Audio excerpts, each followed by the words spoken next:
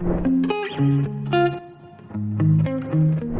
guys, my name is Lakshay and I'm a research analyst at Scalar Academy. So the migration of organizations to controller based architecture has contributed to skyrocketing demand for networking professionals with meticulous competencies in routing and switching with all vital aspects. Routing and switching knowledge is best to wait for prepare for a promising network career and to acquire hand-on exposure to foundation and next generation technologies. A business network enables everyone in your company to connect to each other, to customers, to business partners, to important applications, and to the internet as well. The beauty of a network is that the information and applications can be shared and accessed easily by everyone on your team. So now let's get into the topic. Now let's start with the agenda, guys. At first I'm going to tell you what are the types of devices that we use for networking, like routers and switchers. After that I'm going to tell about networking models. So how do you exactly connect to the internet, and what are the networking models that you use, what are the protocols that you use while you are connecting to it. After that we'll move on to internet working. That means how exactly internet works, how it comes to your home, and how you can access the internet. And finally, we'll wrap up with DHCP, that's Dynamic Host Protocol. I'm going to teach you how IP addresses are given to your PCs or your laptops or your mobiles, and how you can use it to connect to the internet. So now let's start off with the first topic, that is types of devices. So first I'm going to list out how we invented devices to connect to the internet. At the first we started with repeaters. After that we switched to hubs, then bridges, then switch, then came the router, that was the advanced version of switch, and finally nowadays we use routers and gateways. So let's start with the first topic, that is a repeater. So repeaters are basically network devices that are operating at a physical layer of the model. It amplifies or regenerate an incoming signal that is being transmitting it. So they are incorporated in networks to expand its coverage area as well. So they are also known as signal boosters also. So basically, when an electric signal is transmitted via a channel, it gets attached depending upon the nature of the channel or the technology. So this poses a limitation upon the length of the LAN or coverage area of cellular networks as well. So this problem is elevated by installing repeaters at certain intervals as well. So basically, repeaters amplifies the signal and then retransmits it. So digital repeaters can even reconstruct signals that are distorted by transmission loss. So repeaters are popularly incorporated to connect between two LANs and thus forming a large single LAN. So that's how basically repeaters used to work when we had repeaters. After that we move on to the hubs. So hubs are networking devices that are operating on a physical layer of the OSI model. OSI model I'm going to teach you later on in this session, but right now just keep it that way, that it works on the physical layer. So it connects multiple devices in a network as well. So they are generally used to connect computers in a LAN. A hub has many ports in it. As you can see, I have a diagram for it.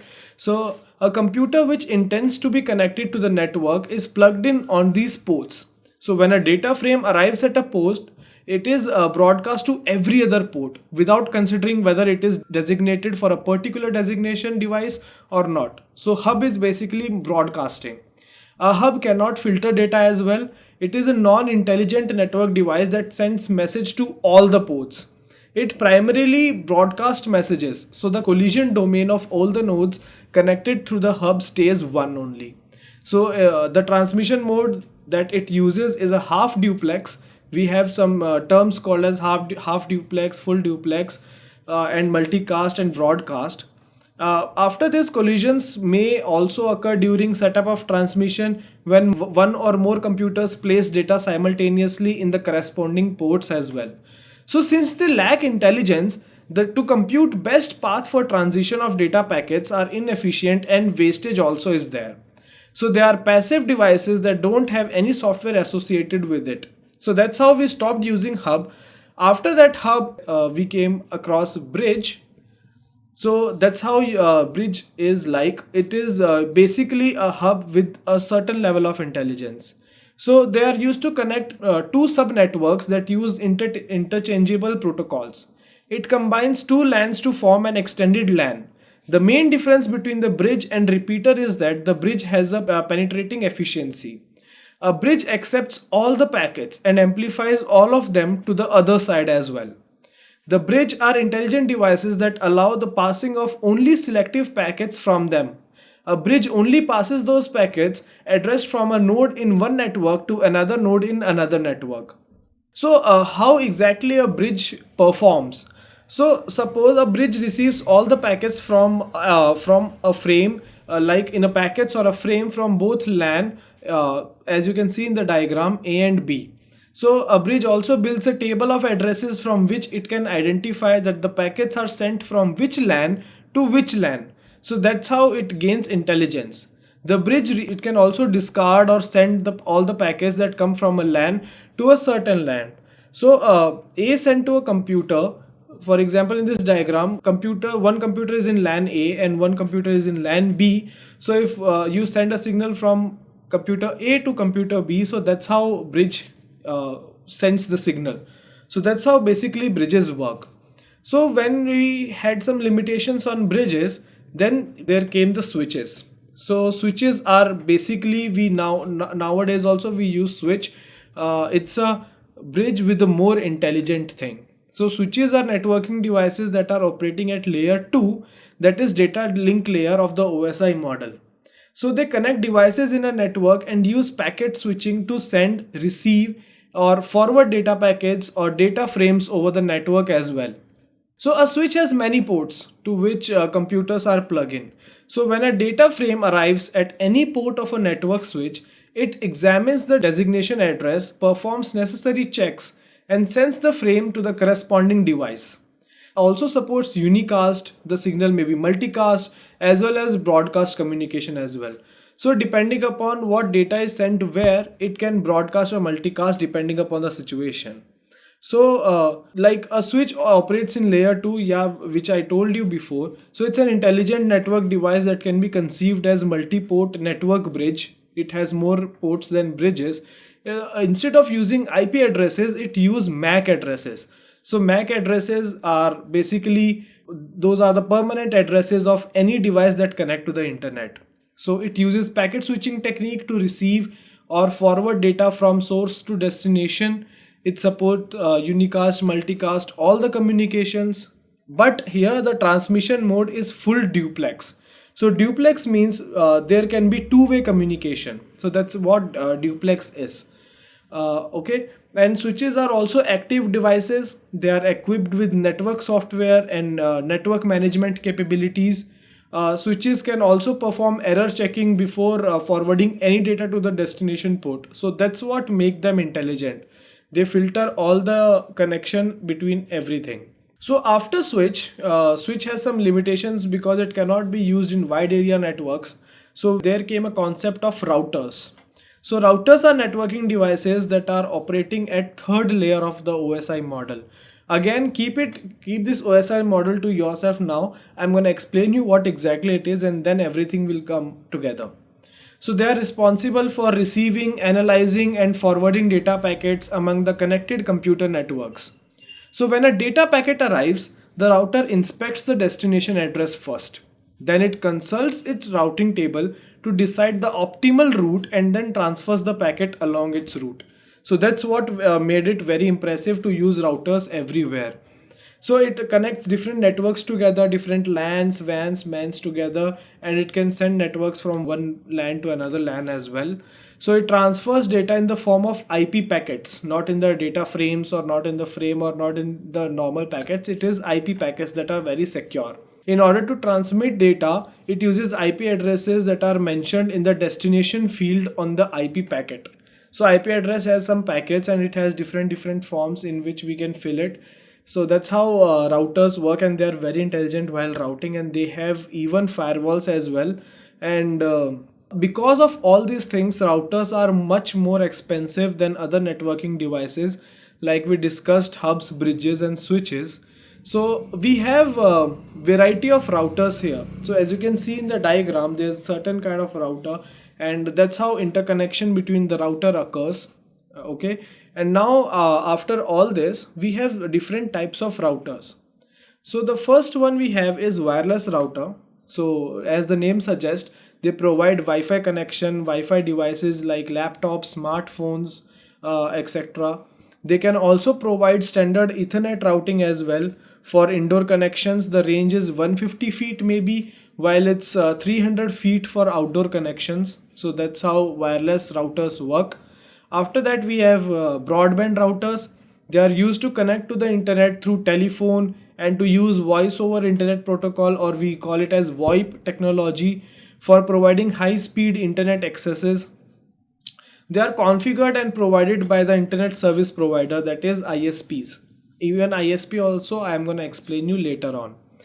So after this we have something called as core routers. So they can route data packets within a given network, but cannot route the packet between the networks. It helps to link all the devices within a network. That means it forms the backbone of a network. So it is used by ISP and communication interfaces, not like users and end users as well. So after this we have edge routers. So they are low capacity routers placed at the periphery of the networks. They connect the internet network to the external network and are suitable for transferring data packets across the network. They use border gateway protocol, that is BGP, for connectivity. So there are two types of edge routers, subscriber edge routers and label edge routers. That we are not gonna move on to that, but we have two types of edge routers. After this, the last type of router that we have is brouters. So brouters are specialized routers that can provide functionality of bridges as well. So like a bridge, router helps to transfer data between networks, and like a router, they route the data within the devices of a network. So that's what exactly router is. Now we have moved on to the technology, and after router what comes is gateway. So a gateway is a network node that performs a passage between two networks operating with different transmission protocols. The most common type of gateways, the network gateway operator, it works on layer 3 of the OSI model. However, depending upon the functionality, a gateway can operate at any of the 7 layers of OSI model. So it acts as an entry, or it can act as an exit point as well for a network, since all traffic that flows across the network should pass through only and only gateway. So even when you are also accessing any website, it always passes through gateway. Only the internal traffic between the nodes of a LAN does not pass through a gateway. When you are suppose playing a game with your friend on a LAN, it does not need a gateway. But when you play with different countries, that needs a gateway. So that's how gateway works. So a gateway is basically located at the boundary of a network and manages all data that inflows and outflows from the network. It forms a passage between two different networks that are operating and that are transmitting signals between themselves. So it is also a protocol converter, providing compatibility between the different protocols used in two different networks as well. But the feature that differentiates a gateway from other network devices is that it can operate it in any layer of OSI model. So basically we have 7 layers of OSI model that I'm going to teach you later on. And that's how the gateway is, and even the technology that we are working on new devices that can be better than gateway. So it uses packet switching technique as routers to transmit data across the networks. So on basics of functionalities, or everything that I told you just now, so we basically have 5 types of gateways. The first one we have is network gateway. So this is the most common type of gateway that provides as interface between two dissimilar networks operating with different protocols. So whenever the term gateway is mentioned without specifying the type, it indicates a network gateway. That is very important to remember. So the second type of gateway we have is cloud storage gateway.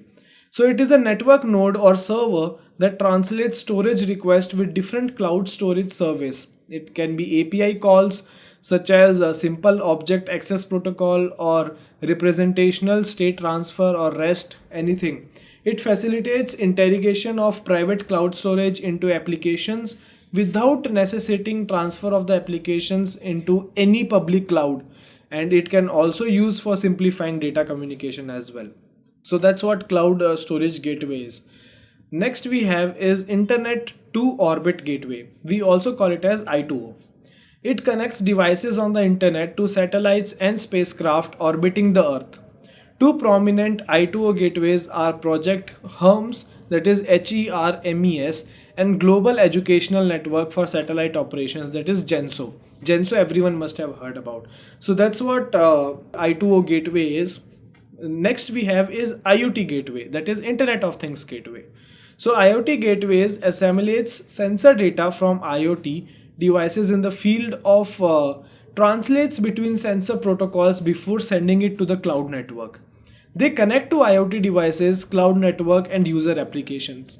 And the last type of gateway that we have is VoIP trunk gateway. So VoIP everyone knows, that is voice over IP. It facilitates data transmission between plain old telephone services, devices like landline phones or fax machines with VoIP network. So that's what VoIP gateway is. So I hope you guys understand now what networking models are. So these networking models work basically on IP addresses. So if you want to know more about IP addresses, click on the link right here. Now let's move on to the topic. So next topic that we have is networking models. So basically we have three types of networking models. The first model that we always have is OSI model. Then OSI was converted to TCP/IP model. After that we have FTP that we use, and then we have PPP, that is point to point protocol. So now let's see these networking models one by one. The first model we have is OSI model. OSI model is not a network architecture first of all, because it does not specify the exact services and protocols for each layer. It simply tells what each layer should do by defining its input and output data. So that's what OSI model is. So it is up to a network architects or network studies to implement the layers according to their needs and resources that are available. So there are basically 7 layers of OSI model that you guys can see on the screen. The first one, starting from the bottom, we have physical layer. So it is the first layer that physically connects to the two systems that needs to communicate. It transmits data in bits and manages simplex or duplex transmission by modem. It also manages network interface cards, hardware interfaces to the network like cabling, cable terminators, topography, voltage levels, etc. So that's what physical layer does, everything. That is very physically possible. After that we have is data link layer. So it is a firmware layer of network interface card. It assembles datagrams into frames and adds start and stop flags to each frame. It also resolves problems caused by damage, lost or duplicate frames. So data link layer is always responsible for transmission of data from one place to another or one node to another node. Is the data provided? Is the data transmitted completely? Any duplicates are there or not? It drops it. So that's how data link layer works. Next we have network layer. It is concerned with routing, switching and controlling flow of information between the workstations. It also breaks down to transport layer datagrams into smaller datagrams. So that's what network layer is. The fourth type of layer above network layer we have is transport layer. Till the session layer, file is in its own form. So transport layer breaks it down into data frames. So it provides error checking at network segment level and prevents a fast host from overrunning a slower one. So transport layer isolates the upper layers from network hardware. So after transport layer we have session layer. So this layer is basically responsible for establishing a session between two workstations or two networks or two computers that want to exchange data.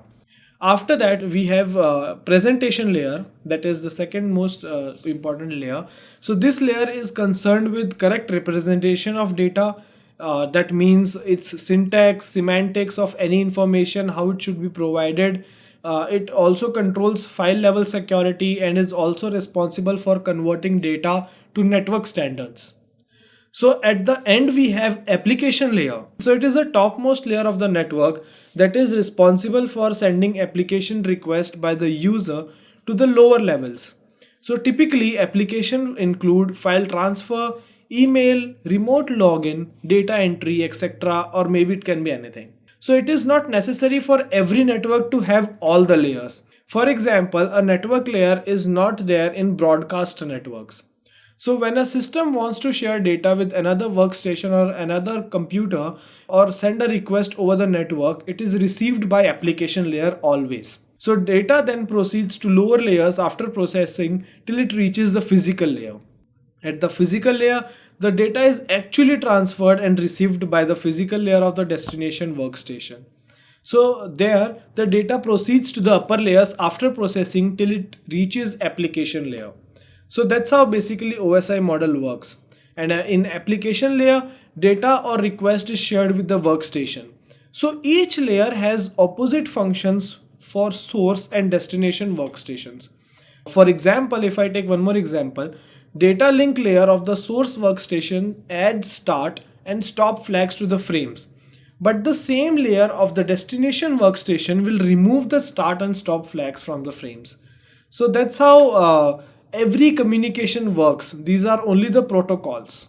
Okay. As now you guys know what OSI model is, and now you need to know what TCP/IP is. So TCP/IP, it's basically stands for Transmission Control Protocol / Internet Protocol. So TCP/IP is a set of layered protocols used for communication over the internet. The communication model of this suite is client-server model. A computer that sends a request in the client and a computer to which the request is sent is the server. So that's how client-server is. So first we had OSI model. After that, from OSI we created TCP/IP. So TCP/IP has 4 layers. After that, we again made TCP/IP, that is advanced version. So here if you can see, we had internet layer, the second layer from the bottom. Internet layer became network layer and link layer became data link layer. So data link layer and physical layer are combined together. So let me explain you each layer one by one. The first we have application layer. So application layer protocols, it has protocols like HTTP, FTP that are used here. In transport layer, data is transmitted in the form of datagrams using the TCP formats. So TCP is also responsible for breaking up data at the client side and then reassembling it to the server side. After that, we have network layer. So network layer connection is established using internet protocols at the network layer. Every machine that is connected to the internet is assigned an address called IP address by the protocol to easily identify source and destination machines that we obviously know about. And after that, we have data link layer, that is the basic layer. The actual data transmission in bits occur at the data layer using the destination address provided by the network layer. But TCP/IP is also widely used in many communication networks other than the internet. So that's what TCP/IP is. After this, we have one more type of protocol which we use now also. That is FTP. FTP is nothing but file transfer protocol. So as we have seen before, the need for network came up primarily to facilitate sharing of files between researchers. And to this day, file transfer remains one of the most used facilities. The protocol that handles all these requests is file transfer protocol or FTP. So using FTP to transfer files is very helpful. So it easily transfers file between two different networks. That is the first advantage that we have. It can resume file transfer sessions even if connection is dropped or your internet is not working or your internet stopped working. So it can resume all the file transfers. It also enables collaboration between geographical separated teams. That means it can also collaborate between from one continent to another continent. If you're transferring a file, it collaborates that as well. So that's how FTP is, and we keep on using FTP and we will be using it. After FTP, we have point-to-point, that is PPP. So point-to-point protocol is a data link layer protocol that enables transmission of TCP/IP traffic over serial connection, like telephone line. Okay, so to do this, PPP defines 3 things first. The first thing is a framing method to clearly define end of one frame and start of another, incorporating errors detection as well. The second thing is link control protocol. It has something called as link control protocol or LCP for bringing communication lines up, authenticating and bringing them down when no longer needed. And that's what depicted in the pic as well. Then we have network control protocol, that is NCP, for each network layer protocol that is supported by other networks. So using PPP, home users can avail internet connection over telephone lines. When we used to do that, if you guys remember, from telephone we used to get internet. So that's what we used to do, PPP. Okay, now you guys know what 4 types of models are and when to use where. Now let's see how exactly do you get internet, that is internet infrastructure. So the internet backbone is made up of many large networks, as you can see in the diagram. These large networks are interconnected with each other. These large networks are basically known as network service providers, or NSPs, that you can see in the middle. So some of the large NSPs I can name are Unet, Surfnet, IBM, BBN Planet, SprintNet, PSINet, and there are many more. So these networks peer with each other to exchange packet traffic. Each NSP is required to connect to 3 network access points, or NAPs, that you can see on the top. It connects with the NAPs. At the NAPs, packet traffic may jump from one NSP backbone to another NSP's backbone. And NSPs are also interconnected at metropolitan area exchanges, or MAEs, that also you can see in the diagram. So MAEs serve the same purpose as the NAPs but are privately owned. NAPs were the original internet interconnect points. So both NAPs and MAEs are referred to as Internet Exchange Points, or IX. NSPs also sell bandwidth to smaller networks such as ISPs, that are Internet Service Providers, that we have there. This is not a true representation of an actual piece of internet. In this diagram, I want to demonstrate how the NSPs could interconnect with each other and with smaller ISPs. So none of the physical network components are shown here. So that's how basically you get internet at your home. So if I want to summarize it, NSP has some bandwidth, MAEs give some bandwidth to the NSPs. NSPs share them with the regional ISPs and local ISPs, and from there you get the internet. Okay, always you have to go to the ISPs. So that's how you get internet. So after you know how internet works, one of the basic aspect and one of the very important thing about networking is how does exactly email work. So first is here, so how email appears to work. So first we have a sender's outbox, then we have receiver's inbox. So that's how email is sent. But we don't know the backend part of it. So for backend, let me take an example. So first we have a sender creates and sends an email first. After that, the originating sender creates an email in their mail user agent, that is MUA, and clicks sends. The MUA is the application that originating sender uses to compose and read email, such as we have different kinds of platforms such as Eudora or Outlook or Gmail, etc. After that, the sender's MUA transfers the email to a mail delivery agent, that is MDA. Frequently, the sender's MTA also handles the responsibilities of an MDA. Several of the most common MTAs to do this, that is including send mail and receive mail with Kavi users as well. So the MDA or MTA accepts the email and then routes it to the local mailboxes and forwards it if it isn't locally addressed. So suppose it's not locally addressed. So in this diagram, an MDA forwards the mail to an MTA and it enters the first of a series of network clouds. We have something called as network clouds, labeled as company network cloud. After that, an email is encountered and a network cloud with a large company of ISP, or the largest network in the cloud that is in the existence of the network. So the network cloud may encompass a multitude of mail servers, DNS servers, it can be routers, switches, tigers, bears, wolf, other devices, anything. It can be anything. They are prone to be slow when processing an unusual heavy load, temporarily unable to receive any email when taken down by maintenance, or sometimes it cannot be identified as well. So there are unlimited number of possibilities, and we break it down, we make protocols for it, and then the interconnection happens. And after this, what really happens is, after you know the destination IP address, the internet has a different kind of routers. Like it has a bulk of routers, and these routers know the destination IP address. So what they will do is then they will send to the receiver's IP address. Then there are spam and viruses blockers. We have email filters. After that, we have recipients mail servers, that is MTAs. That MTA is connected to a company network, company's MDA and MTA, and finally it receives to the recipient's mail client, that is inbox of a receiver's mail. So that's how basically email works. And if you put security on it, or encryption or decryption, it happens where MDA and MTA happens, like breakdown of all the emails.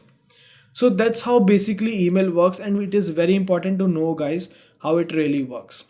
Okay, and after this we come to the final part. Like it is very final part, and it is very basic, and everyone should know about this term, that is dynamic host configuration protocol, or DHCP. So we always have a DNS server. And what is a DNS server? Basically DNS server is a textbook of IP addresses, or a logbook of IP addresses, or a name book, you can call it anything. So DNS server contains every name of the websites and their IP addresses. So suppose you type google.com, you never go to the Google directly. You go to the DNS server, and DNS server checks what is google.com. So google.com is only a name that is for us humans. On the backend side, google.com has certain kind of IP address, so that humans cannot remember IP address all the time for all the websites. So that's why we have names. So DNS server converts name into IP address. After that, let me tell you what exactly is happening in the image. After that, DHCP works. So what happens here is PC1 has want to connect to any public website, let's say google.com. Okay, so after that it goes to the switch 1, after that router 1, and that router 1 redirects it to the router 2. It may be anything, it may be on LAN. After that it goes to DHCP. So in DHCP, what happens there is it allocates IP address to your computer first. Whenever you install or whenever you get any internet connection, DHCP provides you with an IP address, and then it provides you IP address, it sends you back. Now you have your own IP address, and now you can connect to Google or any other public website. Now what will happen is you type google.com or any public site.com. Let's say, I'm not gonna name any website, let's say publicsite.com, that is shown in the diagram. So in publicsite.com, what happens is it goes to the switch 1, router 1, then router 2, then it goes to the internet. Now internet has a DNS server inside it. It checks what is the IP address of public site, and then you reach to the public site, and then it comes back again with the acknowledgement that this is the site and watch it. So that's how DHCP works. It basically provides you IP addresses, and through which you can connect to the internet. So that's it from my side, guys. If you have any doubts regarding this, put them in the comment section below, and let me know what other topics do you want to know, and I will keep on making videos on this. Thank you.